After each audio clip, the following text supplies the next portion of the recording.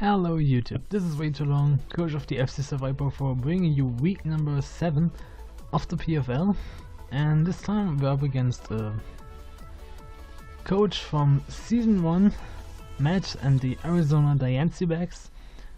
I think we faced him week 1 of the JBA last season. We won 4-0 thanks to Masquerade, the biggest achievement of our Masquerade last season. And you can see his team. He has Victini, Salamence, Umbreon, Hitmonlee, Raichu, Ariados, Aromatisse, Superior, Swampert, Crobat and Mega Aggron. And you can tell that the Victini is really big threat on our opponent's team based on this stats. And here we have our team. Up first, of course, the captain. Tatsumaki, All-Mega Gardevoir with Trace, Hyper Voice, Will-O-Wisp, Psyshock and Shadow Ball. Shadow Ball, of course, especially for the Victini.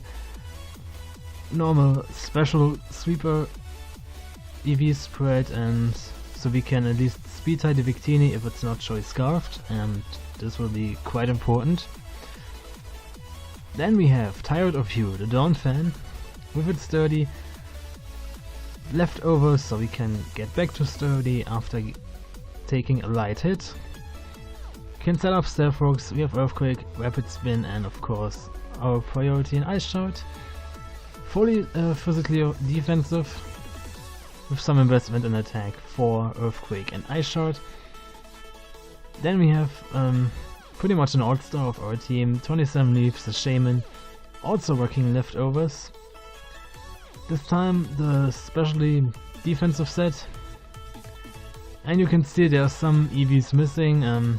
That's because Showdown messed up the team, and I thought I had these EVs, and yeah, this team preview is actually not pre-recorded like always. This is post-recorded. I already had the match, and yeah, I went into the match with this set. Just imagine there are 8 EVs in special attack, even though they did not show up in the match, not even in the match.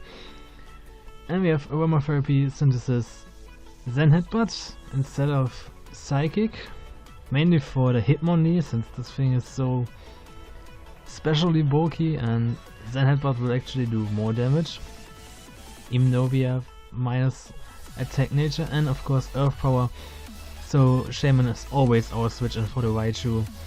We can take pretty much any hit, and we can threaten it out with Earth Power, so it won't stay in on us. Then we have pretty much the ace on our team for this match. When you have seen the team preview, that Bakuru, our Infernape, can take on pretty much everything on our opponent's team. Except for one Mon.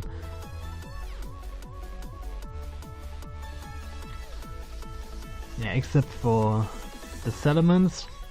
So as soon as Salamence is gone, Bakuru can wreak house on this team.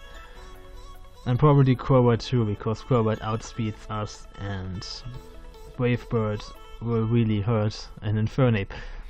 We have Grass Knot for Swampert, Fire Blast for especially for the Mega Aggron, Earthquake mainly for Victini, and Close Combat as Strong Step for pretty much everything else.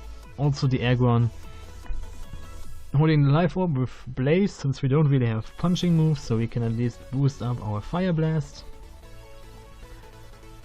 Enough speed, I think, to outspeed the Victini, if it's not scarfed. And of course the rest of the EVs are spread between attack and special attack for our moveset here. Then we have Norma, our Mandibuzz, which was quite a late add. I was debating between Norma and a Bayonet, and as I already told you, before the match, Showdown quite messed up our team, and Norma wasn't really there. There was the Bayonet. That's why I had to basically restart and fix the team, because Mandibuzz in this matchup will definitely do more work than our Bayonet set. Taunt with Rock Tomb, so we can slow down whatever we face. Maybe slow something down on the switch, and also Toxic. And just like Donphan, Norma is physically defensive. I think with the possible V-Create here, having 2 physical boards is definitely a good choice. So one can take the V-Create, lower Victini stats, and then go down. We revenge kill Victini, and we still have a physical board standing. And last but not least, we have Hexcalibur or Hexorus holding the Haban Berry. So if the Salamence, I hope it has Dragonclaw instead of Outrage, which might be since we have Mega Gardevoir, and if this thing locks into Outrage and Mega Gardevoir comes in and can basically clean up definitely the Salamence. So if it has Dragonclaw, Haban Berry actually allows us to live one.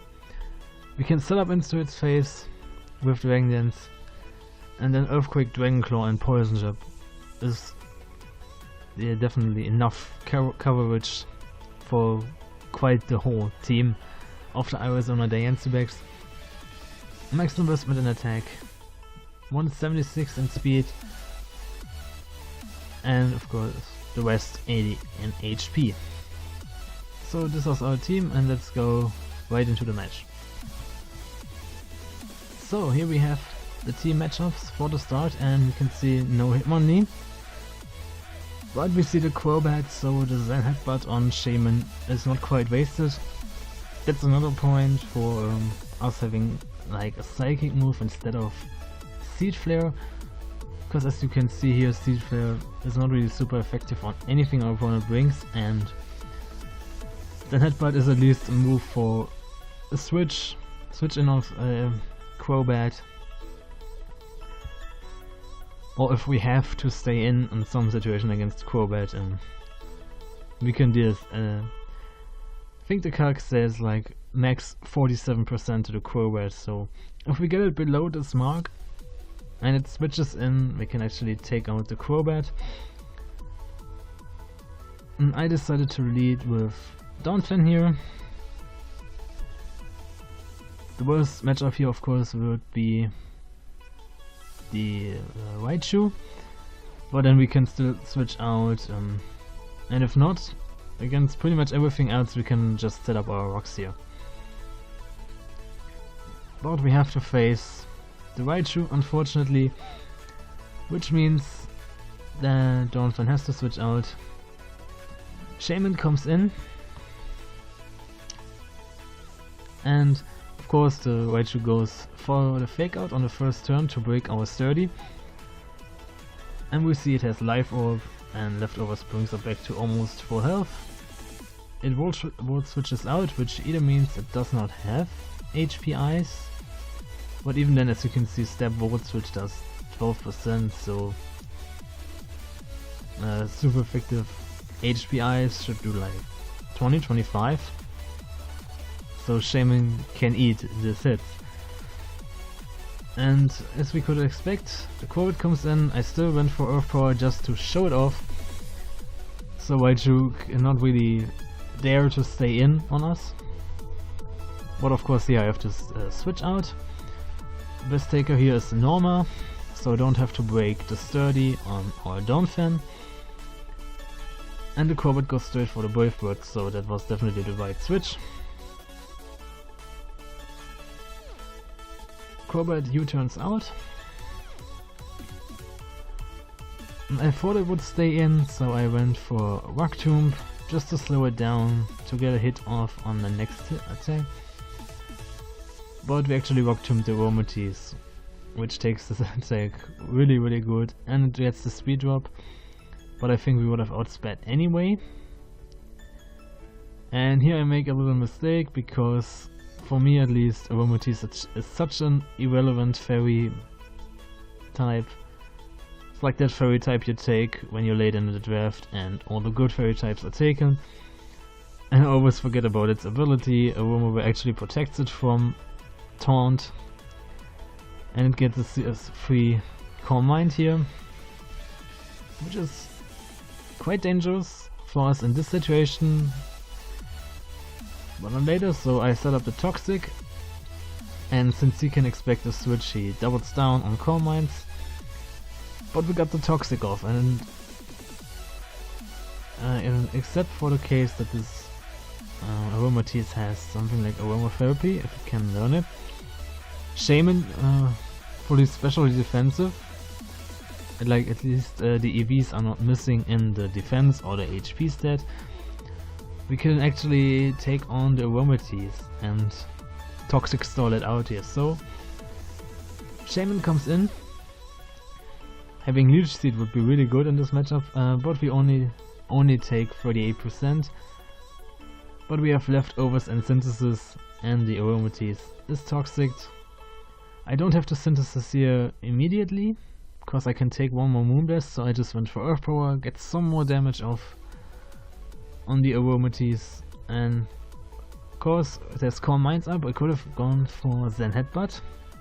Since that is physical, it probably would have done more damage, but I don't want to show Zen Headbutt right now, because the Crobat is still there and I really want the Crobat to switch in on Shaman. And the good thing is we outspeed, so here we are down to 24%, we can just Synthesis up, take another Moonblast, pretty much like it's nothing, recover health as the Aromatisse goes below half health here, and here he sees there's not really much sense in playing this game. The Crobat comes back in, all time switch in against the Shaman, and we get another Synthesis, so we're almost back to full health here. And I don't want to stay in since the Aromatisse is still there, the Raichu is still there, and as we've seen, Shaman completely wards Raichu, so we don't definitely want Shaman to stay alive one more. Again, Normal comes in, takes a U-turn, pretty easy. And this time the Salamence comes in. And I can expect it to set up Dragon Dance this year, but we have Rock Tomb, so it will only have the attack boosts. We can make sure. We can make this sure, and we also do like 30%.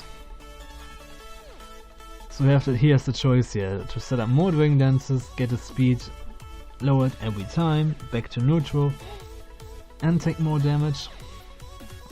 He goes for the Dragon Claw, which even at +1 from a Salamence, Normal can eat this up. And we get one more Rock Tomb off, as the Salamence is now -1 speed, and we probably outspeed here, and he does not want to stay in on us since another Rock Tomb would bring it really low in revenge kill position. As the Aggron comes in, and we can just boost off, get back to full health thanks to leftovers. And I just thought I should stay in here on Taunt the Mega Aggron in case it wants to do shenanigans with Stealth Rocks or Thunder Wave or Toxic. But it goes straight for the attack and Stone Edge. Good thing it's not Stab anymore, so Normal can eat this as well. But now I have to switch out, and our main switch in here for the Mega Aggron is of course Donphan, resisting the Stone Edge, which even with a crit does pathetic damage. And now, other than turn 1, when we had to face the Raichu, now Donphan has the chance to set up Stealth Rocks. So the Crobat comes in, and I thought, bugger, it can now defog immediately.